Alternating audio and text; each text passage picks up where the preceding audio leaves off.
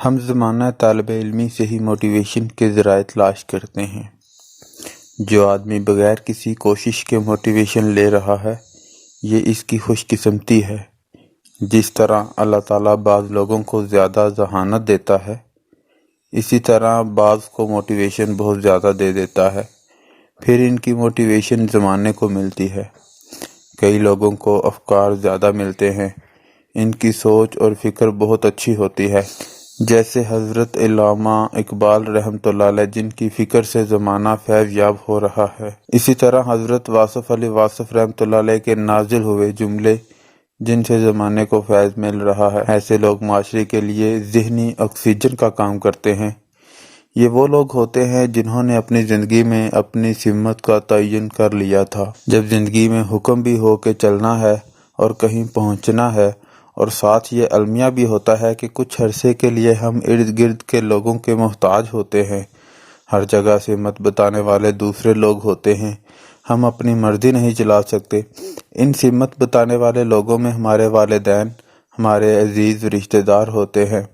شروع میں ہمارے والدین اس اسکول میں داخل کرائیں گے جن کے بارے میں ان کا خیال ہوتا ہے کہ اس کا معیار اچھا ہے۔ ہماری زندگی میں ہم کپڑے بھی اپنی مرضی کے نہیں پہنتے، ہمیں ایک عرصے تک لباس دوسرے لوگوں سے ملتا ہے۔ یہ اس لیے ہوتا ہے کہ ہم میں ایک چیز نہیں ہوتی جس کا نام شعور ہے۔ شعور کی آنکھ ہمیں اس وقت ملتی ہے جب ہم محتاج نہیں رہتے، ہم آزاد ہونا شروع ہو جاتے ہیں۔ زندگی میں ہم آزاد بھی ایک دم سے نہیں ہوتے، ہم آہستہ آہستہ آزاد ہوتے ہیں۔ پھر خوش قسمتی یہ ہوتی ہے کہ ایک وقت وہ بھی آتا ہے کہ ہم مکمل آزاد ہو جاتے ہیں۔ کئی لوگ تو بہت بڑی عمر میں بھی آزاد نہیں ہوتے۔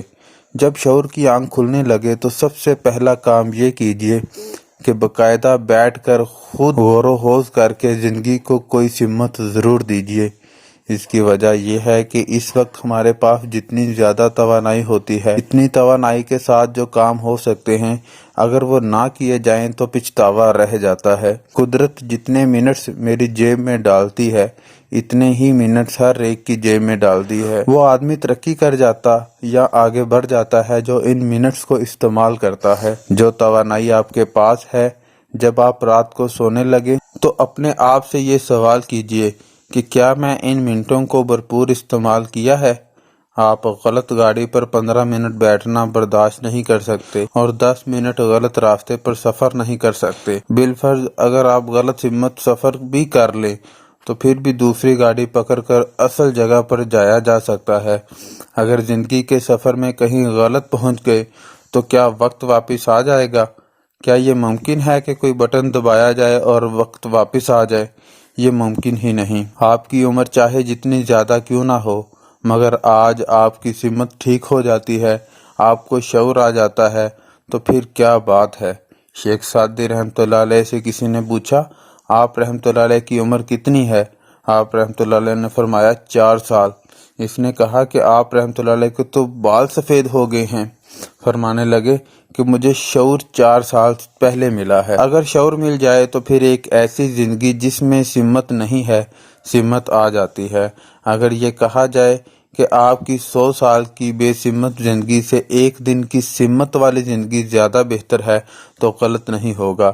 یہ جملہ اسی جملے سے مماثلت رکھتا ہے کہ شیر کی ایک دن کی زندگی گیدڑ کی 100 سال کی زندگی سے بہتر ہے۔ آپ کی 100 سال کی زندگی ہو اور اس میں سمت نہ ہو تو اس سے بدرجہ بہتر ہے کہ صرف ایک دن کا جینا ہو جس میں سمت ہو، شوق ہو، جذبہ ہو، جس میں آپ کو کم از کم یہ یقین ہو کہ میرا دل میرے ساتھ ہے، میری روح میرے ساتھ ہے، میرے کام میں میری روح پوری طرح شامل ہے۔ آپ نے جس سمت کا انتخاب کر لیا ہے، خاموش ہو کر سر نیچا کر کے چلتے جائیں۔ ایک دن ایسا آئے گا کہ سر اٹھائیں گے اور زمانہ ساتھ چل رہا ہوگا۔ آپ حیران ہوں گے کہ میں تو اکیلا چلا تھا، اتنا بڑا کارواں کیسے بن گیا؟ سچا اکیلا بھی چلے تو زمانہ ساتھ چل پڑتا ہے، اور جھوٹا زمانے کو لے کر بھی چلے تو ایک دن سب اس کا ساتھ چھوڑ جاتے ہیں۔ وہ اکیلا ہوتا اور ساتھ اس کا وہم ہوتا ہے۔ آپ نوکری کر رہے ہیں، کوئی حرج نہیں، کاروبار کر رہے ہیں، کوئی حرج نہیں، پڑھائی کر رہے ہیں، کوئی حرج نہیں، لیکن خدا را سب کاموں کی سمت ایک ہو، سب چیزیں جڑ کر ایک دریا میں گریں۔ یہ نہ ہو کہ آپ کی نالیوں کی سمت مختلف ہو اور آپ کی زندگی کا دریا سوکھا ہو۔